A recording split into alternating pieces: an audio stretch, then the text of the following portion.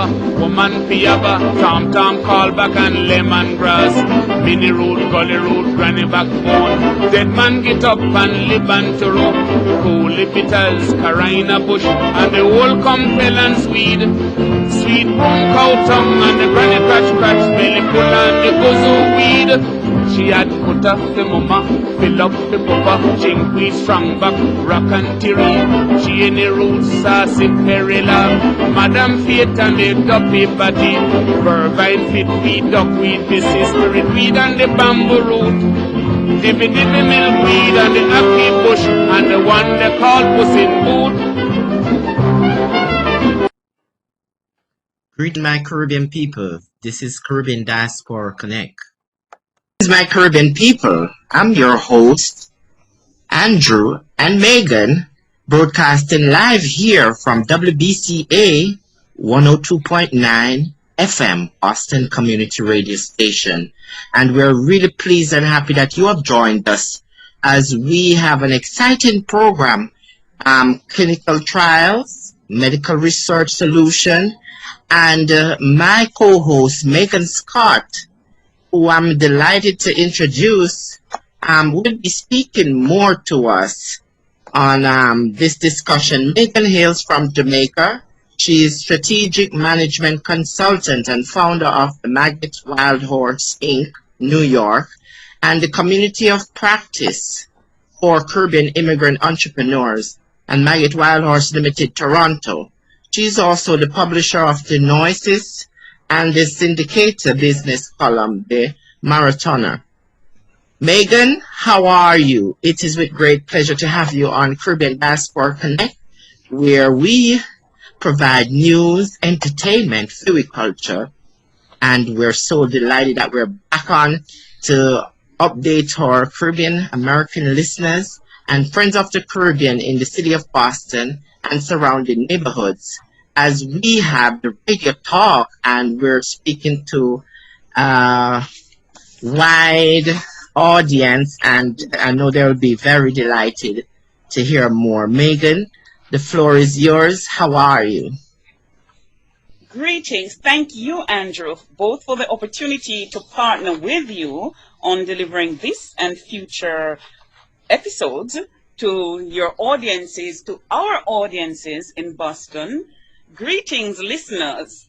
We thank you for joining us this afternoon for Showcase You and Your Business on Diaspora Connect, and for looking at focusing on clinical trials, medical research solutions, as UWI, Mona, and Cave Hill will lead the way, in addition to investment opportunities in proteins, phytotherapy, therapeutics, ethnopharmacology in Barbados and Jamaica. Among our speakers this evening, our guest is Dr. Sylvia Mitchell, born in Ghana of British lineage, raised in Jamaica from her eyes were at her knees. Dr. Mitchell is the senior lecturer of Medicinal Plant Biotechnology Group at the Biotechnology Center at UWI Mona. She has published extensively in the field of therapeutics and currently oversees community as well as university-related projects. Today, she will address current work, opportunities for business, investors, partnerships, and more, including partnerships with labs, with universities, with media, with development practitioner in Boston, the hub of medicine in the U.S. So now we'll have Dr. Mitchell. Dr. Mitchell, please tell us a little more about you and about the work that is being done in the field of therapeutics and plant-based healing at the university. Right. So yes, I had a medicinal plant biotechnology research group established since 2000. Like you said, I've had experience in Ghana, I'm born there, Jamaica, US, UK. So I don't know which diaspora I'm part of. I'm linking to so many different ones. Always wanted to be a farmer. 21 years working at UE, botany, geography, biotech, 34 years in agricultural development. And I've realized that we also have to infuse technology into agriculture and not just feed, but to keep ourselves healthy. We're coming from the Caribbean, from places and systems that we still need to demolish. We have a lot of land that is not owned by the people. We have an education system that needs to be fixed. Our families, we need to look at a system approach and strengthen weak links as we go forward. We have a lot of traditional knowledge in the Caribbean that we don't want to forget. These are the things that, as they are sorted out, as we get to work with one another, we will bring down crime, because basically it's a small crab in a barrel attitude where small resources when there really shouldn't be. I was asked to consider the SDGs, the Social Development Goals, and it's a lot more than you think, because SDG will be covered in establishing good health and well-being. We will get proper, much better education about our plants, about our people. SDG 5 with gender equality, developing decent work and economic growth. So here, SDG 8 is where we don't want to just, the Caribbean doesn't want to be just a source of raw material. We want to be able to go further up the value chain within the Caribbean and link to the diaspora all over Boston, Canada, all over wherever our people are. We need to therefore increase industry, innovation. Our people are very innovative. Build better infrastructure, that's SDG 9, and do it in such a way that we do not increase inequality. One of the reasons I like medicinal plants is that there's a lot there for everybody. We have in the Caribbean over 2,000 medicinal plants, and that can be made into products that go from the very simple, dried, to very complex, as Dr. Cohall will talk, pharmaceuticals. So that's SDG 10. SDG 11 is also because there are multiple things that can be done, that we build strong communities. And SDG 14 because those rich extracts, bioactive, are in the sea, blue economy, which the Caribbean has a lot of, and SDG 15, which is the life on land, the green economy. And of course, SDG 16, that with these multiple solutions, we will have better peace. We have to do it in such a way that it is just, we have justice. And of course, what we're doing right now is SDG 17, which is building partnerships. So there's a lot that needs to be done, but when we talk about the value chain, it goes from the biodiversity, and it goes all the way up to very complex, fine chemicals, etc. And it might even be a value web, because we are going to go in many different directions with what we are doing. The Nagoya Protocol provides a legal framework, and the knowledge of, and the access to the markets are very key. What we are doing will require the help of the diaspora, especially in terms of the markets. As you know, the history of the Caribbean, we're a melting point, and that has happened in terms of the people. It has also happened in terms of the plants, the biodiversity, and it has happened with the traditional knowledge. But we are very small, and America, Canada is very big, so we have to work out the scaling. For example, there's a study done in Montserrat alone recorded 256 medicinal plants. And even when you blow up the Caribbean, the Montserrat is still a little dot. So we are talking about a very rich diversity of plants. We call it a hotspot, because if we are not supported, if it is just extractive and the wealth is not returned and help to keep this biodiversity, it will be lost. We have problems with, for example, in the cockpit country, trying to keep the people out who want to mine the country. But there are so many things and solutions that have been put together. Recently we did an IUCN study of the biodiversity, the traditional knowledge, the institutions, and all of that information is available on my ResearchGate page. One of the problems we have is actually too many people trying to help us. So we have a lot of different groups coming together, but they're not working together, and they are more, they're bitty-bitty, like a 2-year project here, a 2-year project there, and it doesn't build properly on one another. So I've really tried whatever projects that we do, that one project feeds into another, and that there is an overall system approach to what we are trying to do. For example, we have in the Caribbean now, I've got a database that represents 33 medicinal plant books written by people from all over the Caribbean on their medicinal plants. And that has come to over 217 different plants and in 15 countries.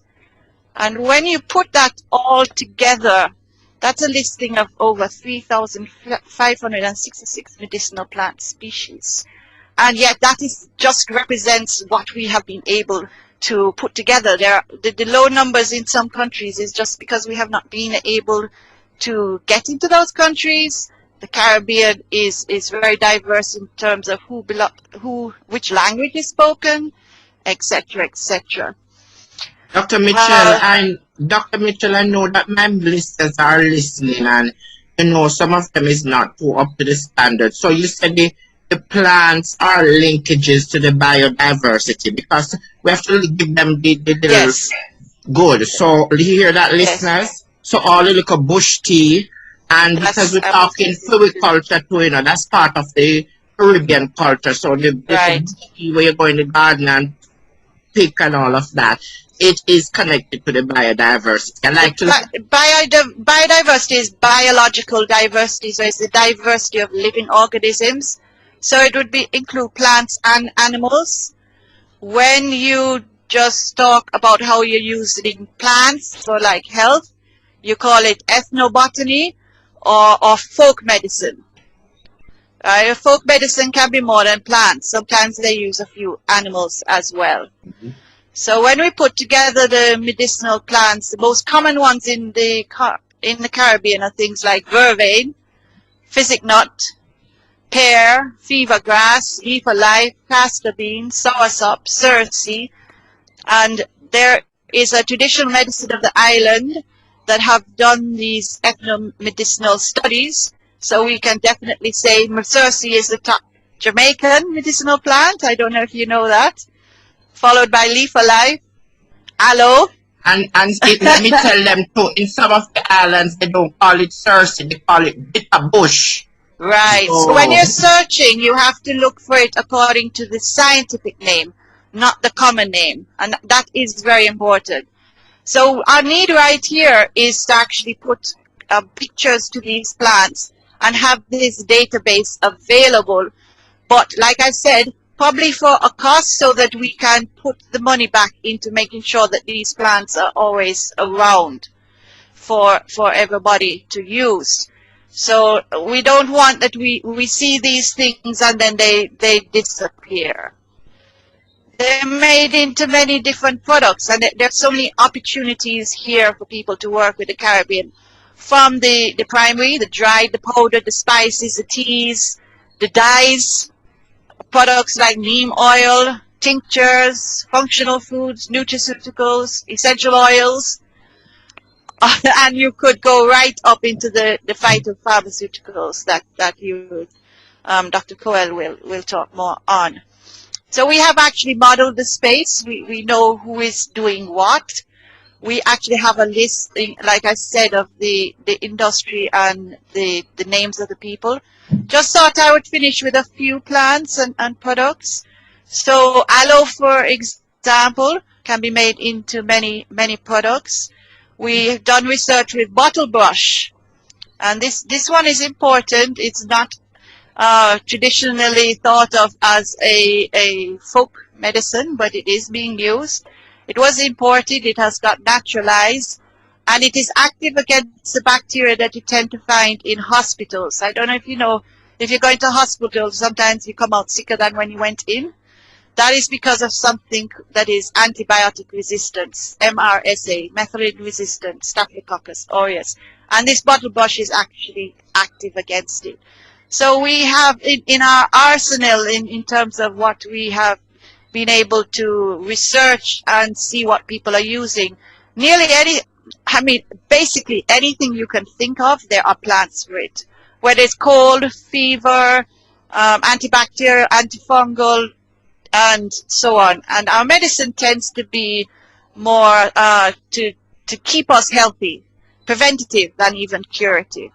You know the cannabis. We have the canisol and amasol. Guinea hen weed, this one is an anti-cancer chemical. So what we've done is grow it in tissue culture. Yes. And moringa. Moringa is a very strong nutraceutical. This one can be exported as a dried product and added to anything you want to produce. Very, very high in a lot of good nutrients and vitamins. And it has all the amino acids, so it can actually be used for the vegan. The pineapple, we've done a lot of work with this in terms of tissue culture and growing it out in the field. Search my heart is endemic to Jamaica, so that there are a few that are endemic.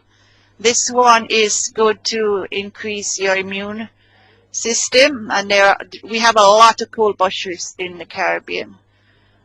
Turmeric, that one is well known, but we've done work with tissue culturing and determining the active ingredients of it. And similarly for ginger, which Jamaica has the best ginger in the world. So with yam, we also have multiplication systems, and we have some products made from yam. It has a low glycemic index. It's good for the athletes. And sarsaparilla, we have a lot for the root tonics. Some of the problems that, in institutions, all that information is available. And we're looking now at a value chain from biodiversity, identifying the species, these recipes, efficacy and toxicity studies, finding the phytochemicals, preclinical and clinical trials, clean tissue culture material, post-harvest, essential oils, crude extracts. Anywhere along this chain to patents, we can do in the Caribbean. We want to partner with those overseas to see which part of this chain can be in Jamaica, which part in the diaspora with our people. So all this value added we can get. The root tonics stretch from Africa into the Caribbean, into the diaspora. So it does link us together. The herbs, interestingly, that are used in the countries are different. So you can still have your Jamaica made or Dominica made or whoever. Some of the plants, if you look at them, 94 plants we found in 35 different bottles. 100% were made with cheney root, which is endemic to Jamaica. But some of these plants, we still don't know the scientific names. We still don't have the plants, and yet they're being used in the root tonic. So we need some continue to work in this area. We haven't stopped working. We just know we can go faster if we have more people to assist us. We do have problems with biopiracy of those that just take. A lot of our information about our plants are not held in Jamaica. Our patent level is low, so it is increasing in Jamaica, but it is still low. When I say low, maybe you don't understand that. The most recent was about 32 patents, which is very high for Jamaica, very low for anywhere else. Clinical trials are happening in Jamaica. Again, a lot more can be done in this area. So the take-home points, we have a rich history in terms of the plants, the animals, the knowledge of how to use these plants in medicine. We can respond to diseases. So we have some even for COVID-19, but nobody's listening to us. But we need to value our biodiversity. We can link with Diaspora that has access to some simple things sometimes we need. A simple material or a machine or a computer that can make us go twice as fast as we are going now. And how to work between us being small and the markets being large. But I do know we are best when we work together, and using these plant-based products, we can be healthy and prevent getting sick and to cure when we are sick. So that there is a lot of information about what we need, and the vision is still the same, that we have to work together. We're working with the simple on the ground. We're bringing it into communities all around Jamaica. My PhD student has started, she did the work with Bush, has started her own business making essential oils, and she can expand that up to any level that is supported. She's not stopping either, but we have a lot of people now that are making a lot of different products that are ready for the market, and we still have so many more opportunities for the future. So that's my 2 cents. I hope I haven't taken too much of the time. And you're listening to Caribbean Diaspora Connect right here on WBCA LP 102.9 FM, Austin Community Radio Station.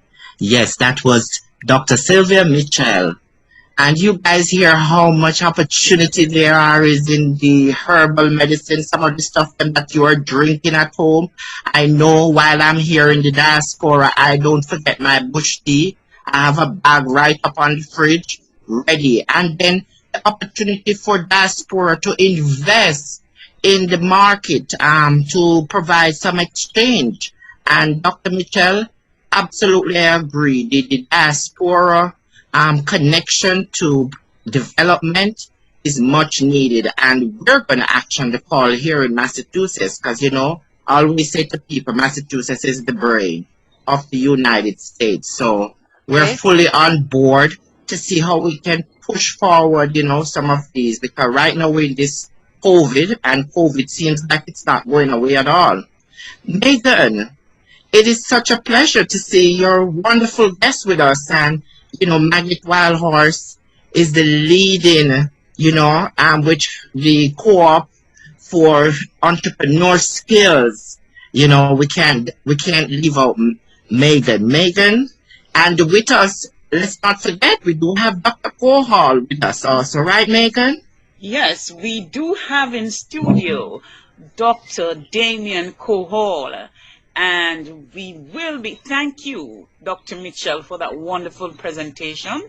We will be allowing Dr. Cohall to continue the interesting conversation and the rich sharing of wealth in a few minutes, but we want you to touch base on a little bit of our culture that speaks to how we have used not just medicinal plants, but agriculture, food for healing, and so on.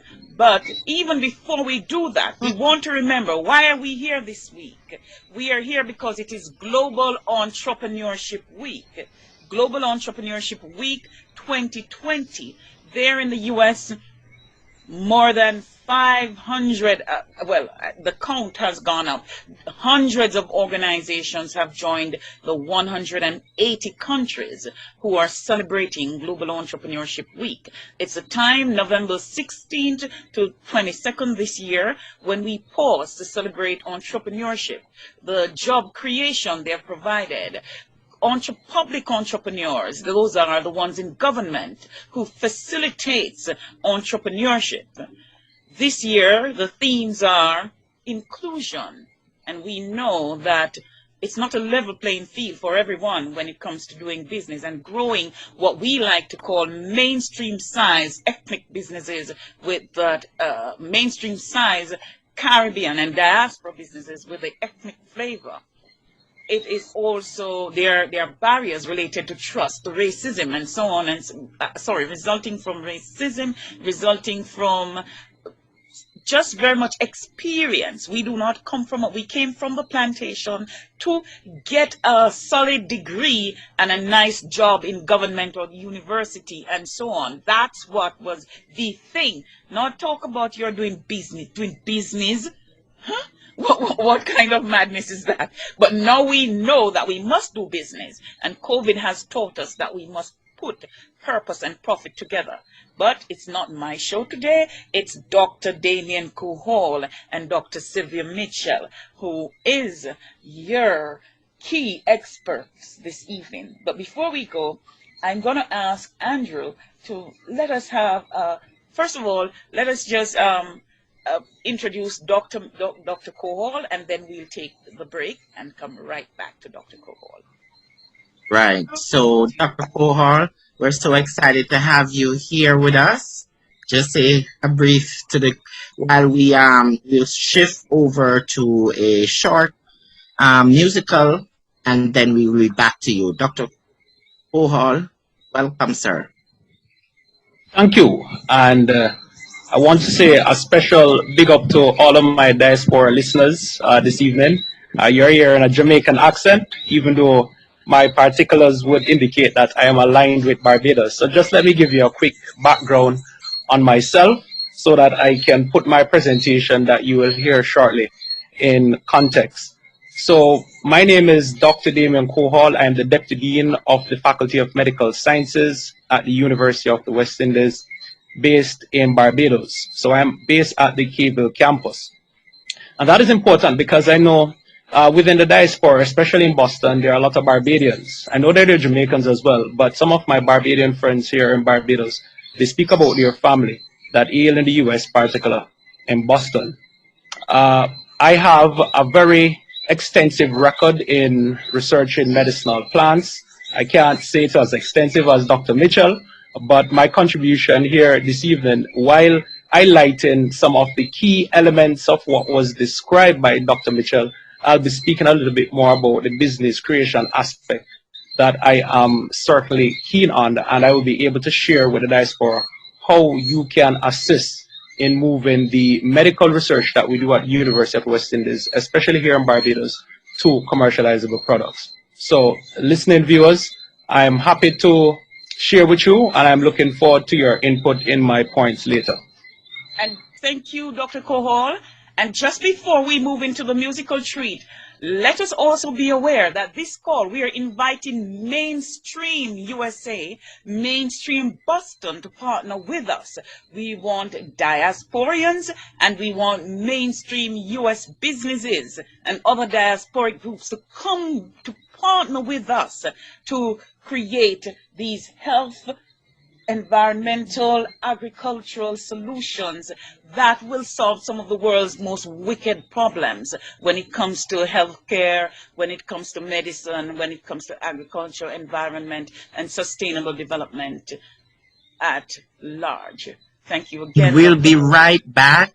And as you listen to Pyabba, right here on Caribbean Diaspora Connect. The woolly the selling, and I wanted something to eat. I thought she had bananas, oranges, and pears, but I took back when we meet. She had a basket full of plenty weeds and was calling like she was mad. I can't remember all that she called, but these were a few she had. She had man Pyabba, woman Pyabba, tom-tom, callback and lemongrass. Mini root, gully root, granny backbone. Dead man get up and live and to row. Coolie bitters, carina bush, and the whole compel and swede. Sweet brown cow tongue and the granny patch patch, belly pull and the kuzu weed. She had put up the mama, fill up the papa, chinkweed, strong back, rock and cherry. She in the roots, saucy perilla, Madam Faith and the duppy body, Vervine, pitweed, duckweed, this is spirit weed and the bamboo root.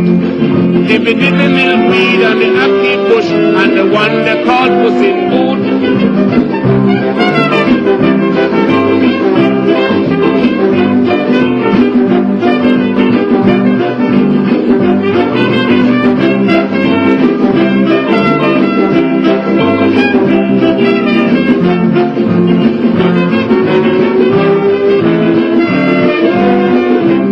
She had ramgoat, dash along quaco bush, Jacob led and the alligator weed, mandinga, pusley and jackna bush, the chiganit and the guinean weed, bimzaga, the devil's whip and the late revival weed. The only one she didn't have was the wicked ganja weed.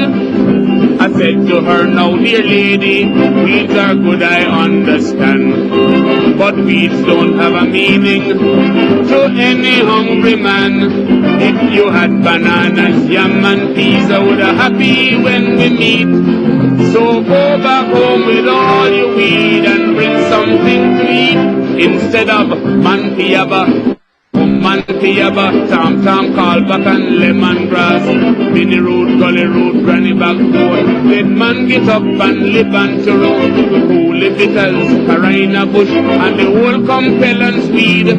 Sweet brown cow tongue and the granny crash, belly full and the kuzu weed.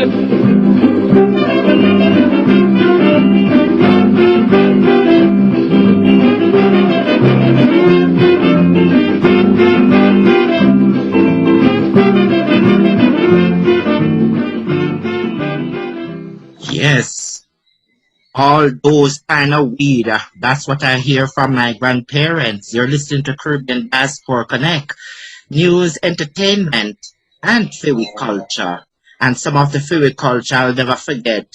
Uno speed and bushback weed and all kind of weed. Cheney root, sarsaparilla. We do all of them stuff. We That's Caribbean folks really do. We're so happy to have Dr. Damian Cohall from the University of the West Indies in the beautiful island of Cayville, Barbados. All my Asian friend who is listening, yes, we have a professor in the house from Barbados. Yes, Dr. Cohall, how you doing? Yes, Although we yes. claim he's Jamaican, but we're one Caribbean. What do you mean? He is 150% Jamaican. And Well, just before we let, dear listeners, please remember, Dr. Cohall is the Deputy Dean, Preclinical Science, and a Senior Lecturer in Pharmacology at UWI Cave Hill. In the song we just played, one of the reasons, or one of the reasons for the projects and this program is the fact that we have failed to properly leverage our traditional knowledge, both to solve our problems and to create wealth for ourselves. There was a section in the song when the man said to the lady, get food, get real food that I can have to eat and stop talking about weeds, all these weeds. So we have to now rethink the blessings and the assets, the resources that we got and that we have, and how we are going to use them. Dr. Cohall, tell our listeners more about you and the work you've been doing in relation to ethnopharmacology. as well as now business. And we want the listeners who are in the blockchain and AI, the artificial industry sphere, to know that we're going to want you to partner with us to drive the fundraising for these projects. Over to you, Dr. Cohall.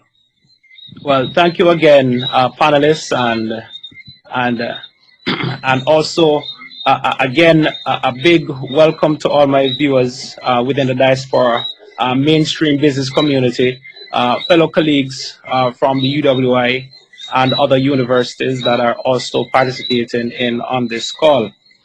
So I gave a brief introduction of myself, and the key thing that Meegan mentioned a while ago was my discipline. I'm an ethnopharmacologist, and some of you may be trying to figure out exactly what is that. But I study the ethnic uses of medicine, but my interest is really the pharmacological properties of such approaches. And I have a specific interest in looking at the ethnic use of plants as medicines, right? Other persons out there may highlight a very important word that starts also with P called pharmacognosy, right, which is the study of natural products, to identify their medicinal properties. So it is all within the same vein. Now, at Barbados, in the Faculty of Medicine, I am the director of a pharmacology program with a specific interest in ethnopharmacology. So I have 5 graduate students, and 4 of my students are actually doing work on medicinal plants. I have 1 student who is working on the cerci bush, highlighted by Dr. Mitchell, and we're looking at the anti-diabetic properties of that plant. I have another student who is also working on the Madagascar periwinkle. Periwinkle is a very popular garden plant that we have all around the world, right? Not only in Madagascar, but definitely here in the Caribbean and also within the Caribbean diaspora. And how can we speak about medicinal plants without speaking about the chief herb itself, cannabis? I have 2 students who are actually doing work on cannabis as well. But instead of going hardcore into the research, what I want to share this evening is a little bit more about, the research that I'm doing, and to translate that to business opportunities, and to, get some interest among the business community here listening in, and also diaspora, to hear ideas about how they could engage us at the university with some of this research. Apart from my research background, I have also served as a regional consultant looking at developing standards for products, primarily natural products, to be used in the health and wellness sector. So I'll be able to speak a little bit about that market, again, to identify some opportunities, right, for specific product types, and to share into the wealth that can be created out of such markets if anyone is indeed inclined to go that path. Outside of my academic pursuits, I must say that I'm a writer. Yes, I'm a writer academically. I do publish quite a number of research articles and books.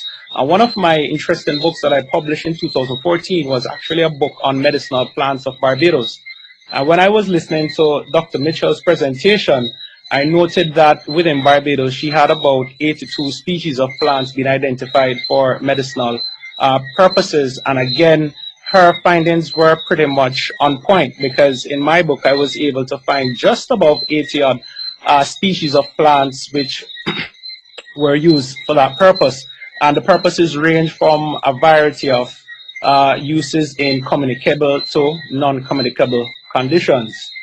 Also interested findings out of that work, which led to the development of that book, was in Barbados. The practice of herbalism or herbal medicine is still very much deep-rooted in society. About 33% of the population here actually still practice the use of herbal remedies. And guess what? The practice is more predominant among females more so than men. But this is nothing that is unusual, because women have always been the caretakers of families. So again, it is quite consistent to what our ancestors would have done, and some of those ancestral influences permeated through society. So again, we are seeing the continuation of what our ancestors did. And when I speak about ancestors, I'm not only speaking about West African ancestors, but we're speaking about persons who came to the Caribbean through indentured labor, East Indians, the Chinese, right? And also the Europeans, right? Because remember, we were once colonized by the Europeans. So those were some interesting findings. The other interesting point to note about those 85 species of plants that are used in Barbados was about 65% of those plants have pharmacologically active ingredients, right? And just about 50% of those same plant species had their uses validated, right? Which means that their uses were scientifically validated through basic science research and also through clinical research. So it is not as if we're starting from the ground. We already have some research. What we're now looking for are opportunities to invest and build the technology to be able to bring these plants and their uses to a commercial scale where we can then use these products as potentially drivers of our economies. I want to now highlight a little about the UN Sustainable Development Goals, because that we can't speak about health and wellness without highlighting that. And of course, health would be captured under SDG 3, which focuses on health. But out of all the Sustainable Development Goals that were listed in Dr. Mitchell's presentation, I also want to re-highlight SDG 15, which speaks about biodiversity, because one of the reasons why the Caribbean is seen as a real strong opportunity to develop a natural product industry has to do with the fact that we have a lot of biodiversity. In Barbados alone, there are over 600 species of plants, right? So outside of the 85 species that are used medicinally, there are just over 600 species of plants on this small island, 166 square miles of Barbados, right? So, and that is just a drop in the bucket when you compare Barbados to Guyana, to Jamaica, to St. Vincent, to Dominica, right? So there are a lot of opportunities, right, in the Caribbean due to our rich biodiversity. And there are other important sustainable development goals to highlight, but Dr. Mitchell has already raised these, so it makes no point in me highlighting these over. But what I would like to speak to now is the fact that, you know, again, I'm just highlighting the point because it's important for business leaders out there and the diaspora to understand that we're not starting from scratch here. And I know sometimes when you're starting something from scratch, brand new, you know, there's a lot of uneasiness because we are not sure of what is to come and what the potential markets are. But just note that in the Caribbean, we have a rich history of science and research and development, which has led to specific products. While we may not be making a lot of money off of this, as Dr. Mitchell pointed out, where our patent applications are low, but the research is here, right? And I'm just going to give a few examples, and I'm going to highlight Barbados alone with these examples because I'm speaking from Barbados. But the Barbadians who are listening in the diaspora would know about the Sea Island cotton here in Barbados, right? Some of the best cotton fibers in the world came from Barbados, right? And that itself was indicated as a geographical indication of Barbados, that specific fiber, right? And the branding that was associated with it. So, of course, there was that opportunity. Sugarcane, right? Sugarcane doesn't belong to Barbados. Sugarcane is right throughout the Caribbean and other territories in the world where slavery, of course, would have occurred, and there was a lot of plantations that essentially led to a thriving sugar industry globally, right? And of course, part of the reason for the wealth that some of the superpowers have, because it was the superpowers that colonized, you know, the Caribbean and other parts of the world, which essentially led into the development of the sugar industry. But within Barbados, we had the West Indies Central Sugarcane Breeding Station, which led to, again, unique cultivars of sugarcane, which not only produced the best sugar in the world, but the best rum, right? Right throughout the Caribbean. And the debate about the best rum is still in the Caribbean. Is it the Mount Gay rum in Barbados? Is it the Appleton in Jamaica, right? Is it the El Dorado in Guyana? I am not going to encourage any debates tonight, but I'm just saying that we have identified specific products which we have used in the past that have shown success, and there are other opportunities. And last but not least, we cannot speak about product development, especially with R&D, without highlighting the benefits that could come through medicinal cannabis industry and the industries in the Caribbean. And not to be controversial, right? But some of my colleagues here who are allowed based on the laws to use recreational cannabis, you may want to speak to where you will find the best cannabis in the world to use. And you will hear about in the Caribbean, and there's a debate if it's from St. Vincent, if it's from Jamaica, And most recently, you will soon be able to hear about cannabis in Barbados, because Barbados has just passed legislation which would allow for a thriving medicinal cannabis industry here in Barbados. So again, diaspora, business leaders, if you have any interest in moving plant-based products into commercial use, especially within medicine, with the establishment of medicinal cannabis industry, another opportunity here in Barbados for you to consider. Jamaica has done so since 2015. So there's a thriving medicinal cannabis industry in Jamaica. And I have to highlight Jamaica again because, yes, I'm indeed Jamaica. And there are other opportunities, right? There are other opportunities, and we don't want the viewers here to think that we're only highlighting cannabis, cotton, aloe vera, cerci as the opportunities to come. There are far more extensive opportunities.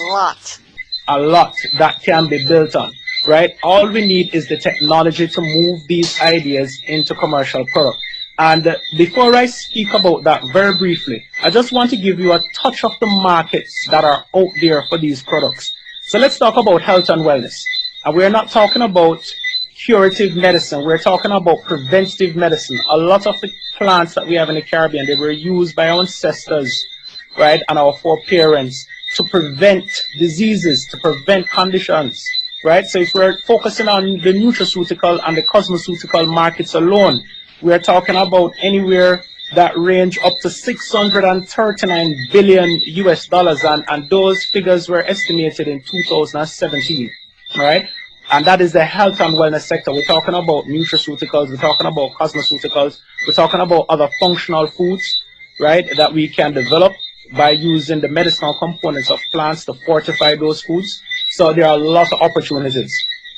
And if we're talking about cannabis, in 2017, the global cannabis industry was $57 billion, and 33% out of that alone was medicinal cannabis, right? So again, there's a lot of money to be made, and there are a lot of opportunities to help develop our countries. But let me now shift back to this important technology transfer that I highlight to see that this is where the opportunities, the business opportunities exist. When you look at institutions such as MIT, right, which of course is not only a trailblazer in technology and education, but also in business, they have highlighted a 4-stage process that can assist in what we identify as an incubation cluster, right? An incubation process flow which will allow for ideas to transform into commercial products. And they have highlighted that stage 1 should really identify the ideas and the capabilities to bring those ideas into a scientific framework where they can be tested, right, and validated. When we talk about stage 2, we're talking about feasibility and market studies. And you'd be surprised to say, and this is not me knocking my institution, but we lack expertise and the resources to be able to do proper feasibility and market research studies to help bring these scientific ideas into commercializable products. That is one of the areas that we actually have, and that is a gap. So again, business leaders, diaspora, if you're interested in any business opportunities, that may be an area where you can lend your services. When we talk about stage 3, so I'm giving a 4-stage process. So I've covered stage 1, stage 2, now moving on to stage 3. The IP policy and the legal framework for developing patents, as Dr. Mitchell highlighted, we have a very low practice of applying for patents, much less having patents approved.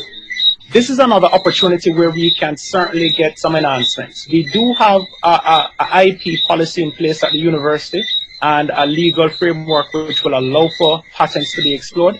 But again, there is a need for further education in this area and actually a very practical framework to allow for research ideas to be transferred into potentially patents and then commercializable license or products coming from patents, right? Part of the issue has always been the fact that while we are an academic institution, our primary purpose is to do research and publish research. So we have a lot of academics who are geared more towards publications and trying to have academic progression and are not business minded, right? And that itself creates an opportunity where we can have within our incubation cluster potential businesses where we can get support from persons in the diaspora who have had that experience, helping to move research into commercializable products.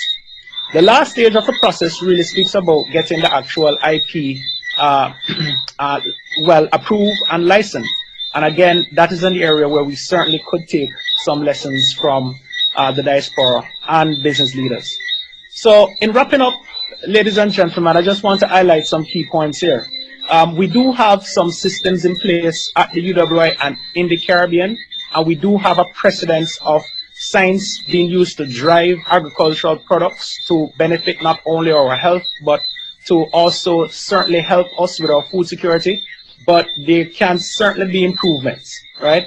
And I've identified some important gaps such as looking at market and feasibility research, and also carrying us through a very practical or pragmatic process of moving research ideas into patents and commercializable products coming out of those patents. And some of you may be wondering, what true opportunities do exist, especially partnering with the university.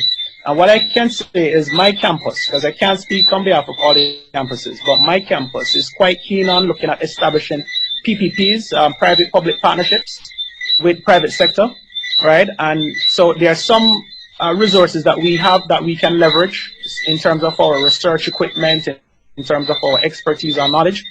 We may need some capital to drive some of these projects, and that itself creates an opportunity for leveraging our resources with potential capital injection to help move these ideas forward.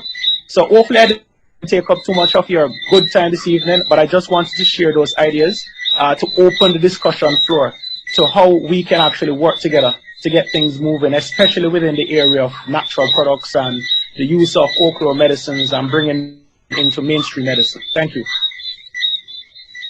Thank you, Dr. Cohall, and you're listening to Caribbean Diaspora Connect as we showcase you and your business, a Global Entrepreneurship Week special with Meegan Scott from Magate Wildhorse and the Community of Practice for Caribbean Immigrant Entrepreneurs. That was a wonderful discussion. Diaspora members, let's not forget, we got to invest back home. Part of the investment is the opportunity that lies for us in the region. How can we connect these partnerships and establish while we're here? We don't even have to live, we don't have to live here. We could be making business in the islands while we're here, going back and forth. So the vast opportunities are there, and Dr. Cohall and Dr. Mitchell spoke a lot about it. Meegan, your last input. While we close down the program, you're going to give us some more information on GW 2020 commercial information. Yes, we should. Thank you so much, Andrew, and thank you for having us. I must say thank you, Dr. Cohall. That I don't believe anyone would disagree that was a rich and interesting presentation with a wealth of opportunities for the business heir, the investor heir, and those who care about health and the Caribbean. And the same, I'd say, a rich and interesting presentation by Dr. Mitchell. Between them, we have had a wealth of information, new knowledge and insight and opportunities for both mainstream and diasporic organizations, even families, for the tech expert, the fintech, the insurtech, the blockchain. Did I say, the AI people? We want you all to partner with us. And in fact, we at Magate Wildhorse and the Community of Practice will be partnering with both Cave Hill and Mona. I am a Mona alumni. So is Dr. Cohall, and I believe Dr. Mitchell. Am I right? Yes. So we are all UWI Very much so. alumni, at least stage one. And since I said that, I might as well add that I'm a Taylorite too. We have to mention this.